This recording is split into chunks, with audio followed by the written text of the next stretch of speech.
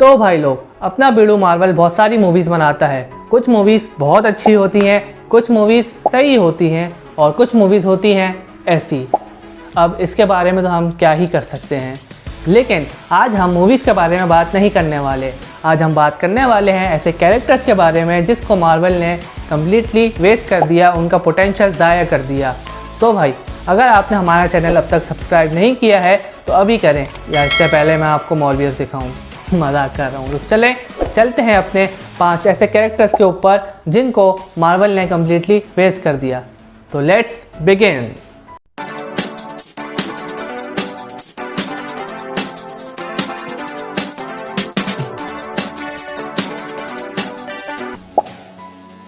तो भाई, हमारी 5th नंबर पे आती है ब्लैक विडो AKA नताशा रोमानोफ। भाई ध्यान रखो, मैं यहाँ बात येलेना की नहीं कर रहा। येलेना तो बहुत जल्द नज़र आने वाली है थंडरबोल्ट्स में और नज़र आ भी चुकी है हॉकाई के अंदर। मैं यहाँ बात कर रहा हूँ नताशा रोमानोफ की।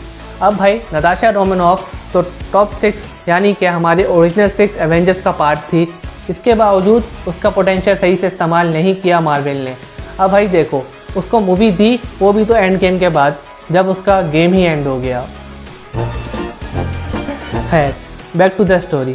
भाई देखो, जब एंड गेम के बाद स्टोरी दी गई, उसको एक मूवी दी गई, तब उसमें कौन इंटरेस्ट लेगा जब मर चुकी है वो। लेकिन वो मूवी भी प्रीक्वल थी और सिर्फ येलेना को सेटअप करने के लिए थी। उस मूवी में उसका पोटेंशियल इस्तेमाल नहीं किया। वो बहुत अच्छी स्पाई है और फाइटिंग बहुत अच्छी तरह से जानती है। इसके बावजूद जब मार्वल के पास कोई और मूवी नहीं थी, यानी कि कोई और कैरेक्टर नहीं था स्ट्रीट फाइटिंग के लिए, तो ब्लैक विडो को यूज़ किया जा सकता था, लेकिन स्टिल उन्होंने यूज़ नहीं किया। तो उन्होंने ये बहुत अच्छा मौका ज़ाया कर दिया। अब चलते हैं अपने 4th कैरेक्टर की तरफ। तो भाई, हमारे 4th नंबर पे आता है पीत्रो मैक्सिमोफ AKA क्विकसिल्वर। अब मार्वल सिनेमैटिक यूनिवर्स के अंदर 2 क्विकसिल्वर दिखाए जा चुके हैं। पहले हम बात करते हैं एज ऑफ अल्ट्रॉन वाले क्विकसिल्वर की। तो उस कैरेक्टर को बहुत जल्दी मार दिया। हमें पता है कि उसमें कुछ कैरेक्टर्स का इशू था, लेकिन जिस तरह वांडा को लेके उन्होंने कुछ डील की, इसी तरह क्विकसिल्वर को लेके डील करनी चाहिए थी, क्योंकि क्विकसिल्वर के अंदर बहुत सारा पोटेंशियल है। उसकी स्टोरी काफ़ी ज़्यादा बड़ी है। अगर उसकी कैरेक्टराइजेशन की होती तो जिस तरह आयरन मैन की डेथ का लोगों पर अफेक्ट हुआ है, उसी तरह क्विकसिल्वर की डेथ का भी अफेक्ट लोगों पर नज़र आता और मार्वल सिनेमैटिक यूनिवर्स में उसको यूज़ किया जा सकता था, जिस तरह आयरन मैन की डेथ को यूज़ किया स्पाइडरमैन फार फ्रॉम होम में। तो भाई, अब आते हैं हमारे दूसरे क्विकसिल्वर के ऊपर जो प्ले किया है इवांस पीटर में। अब उसकी तो मैं क्या ही बात करूं। उसमें तो उन्होंने सिर्फ उसको एज अ जोक यूज़ किया, बोनर वाला, और बोनर वाले जोक के बाद उस कैरेक्टर को ख़त्म कर दिया। सो अब हमें पता है कि फॉक्स के कैरेक्टर वापस आने वाले हैं MCU के अंदर। तो अब ये मार्वल के पास मौका दोबारा आया है कि इस कैरेक्टर को सही से यूज़ करें और स्टोरी को आगे बढ़ाएं। अब चलते हैं अपने 3rd कैरेक्टर की तरफ।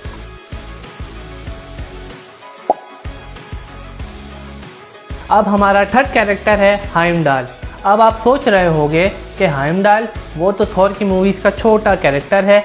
अगर आप भी ऐसा सोच रहे हो तो हो सकता है तुम गलत जी। तो भाई, हाइमडाल एक बहुत इंपॉर्टेंट कैरेक्टर है और थॉर से रिलेटेड तो उसकी इंपॉर्टेंस बहुत ज़्यादा बढ़ जाती है।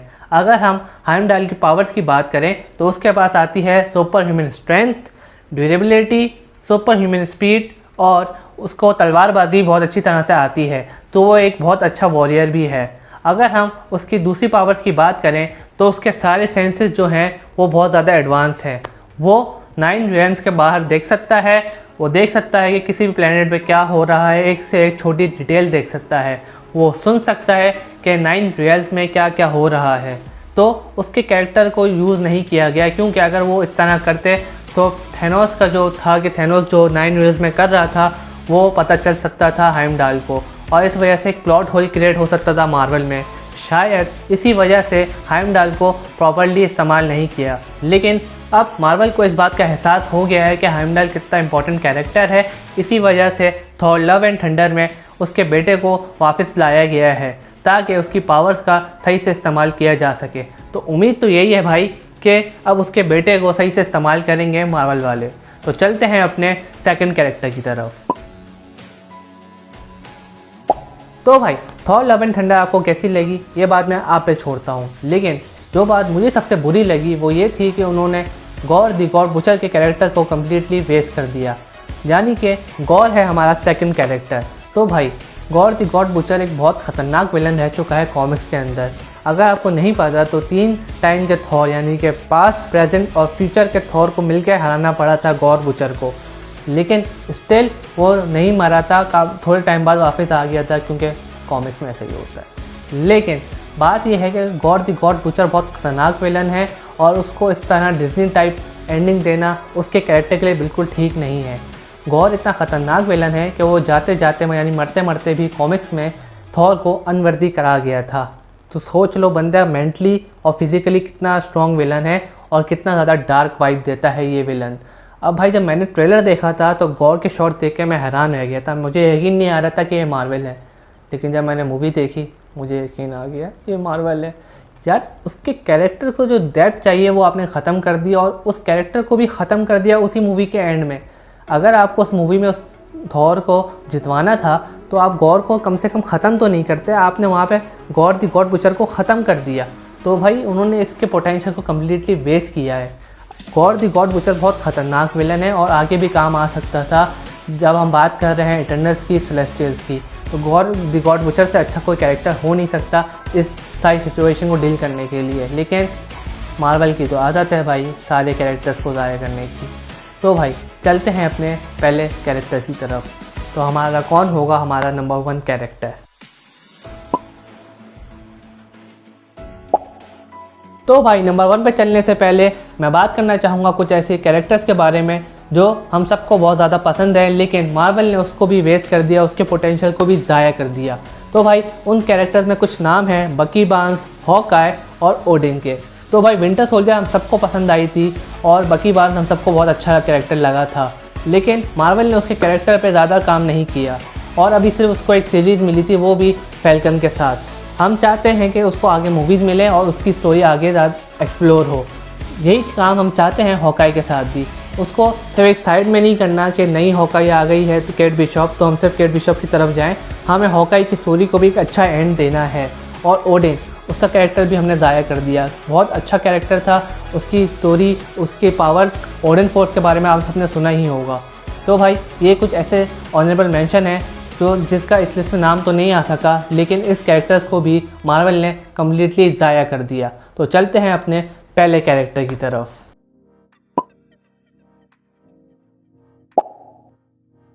तो भाई हमारा नंबर 1 कैरेक्टर है दी हल्क। अब भाई हल्क लोगों का one of the favourite character है और हो भी क्यों ना। हल्क फनी है, स्ट्रॉन्ग है और बहुत बैड एस कैरेक्टर है जो हम देख चुके हैं द इनक्रेडिबल हल्क मूवी में, जो कि आई थी 2007 में। अब भाई इतने अच्छा पोर्ट्रेट होने के बावजूद मार्वल ने उसको सॉफ्ट रिबूट दे दिया और उसको बना दिया हमारा प्रोफेसर हल्क, जो हम नहीं देखना चाहते। भाई देखो साफ सी बात है, हल्क थैनोस से मार खा सकता है लेकिन भाग नहीं सकता। अगर हल्क को तुम 4 मारोगे, मार मत देना कभी, लेकिन अगर हल्क को तुम 4 मारोगे तो तुम्हें आगे से 20 मारेगा, यानी 5 गुना। हल्क कभी भी भागने वालों में से नहीं है, जो हमें दिखाया गया है इन्फिनिटी वॉर और एंड गेम के अंदर। दूसरी बात ये दिखाई जा रही है कि वो प्रोफेसर हल्क बनता जा रहा है, यानी मेंटोर बनता जा रहा है और आगे यंग एवेंजर्स को मेंटोर करेगा। ये बात भी हल्क के लिए अच्छी नहीं है। भाई देखो हल्क की बहुत सारी स्टोरी लाइन्स पड़ी हुई हैं, planet Hulk, world war Hulk, Hulk the future. अब इस मूवीज़ को अगर एक्सप्लोर करें तो हमारे पास बहुत सारी मूवीज़ आ सकती हैं और स्टोरीज़ आ सकती हैं हल्क से रिलेटेड। तो मार्वल को चाहिए कि किसी तरह वो ऐसा स्टोरी लाइन बनाए कि जिसके ज़रिए हम ये स्टोरीज़ भी एक्सप्लोर कर सकें। अब भाई देखो ये थी मेरी लिस्ट 5 कैरेक्टर्स के बारे में जो मुझे लगता है मार्वल ने वेस्ट कर दिए। अगर आपको भी लगता है ऐसा कोई कैरेक्टर जो मार्वल ने वेस्ट कर दिया हो तो कमेंट करके ज़रूर बताएं। और अगर आपने हमारा चैनल अब तक सब्सक्राइब नहीं किया है तो सब्सक्राइब बटन पर जाके हल्क स्मैश करें और उसको लाल से ग्रे बनाएं। Thank you.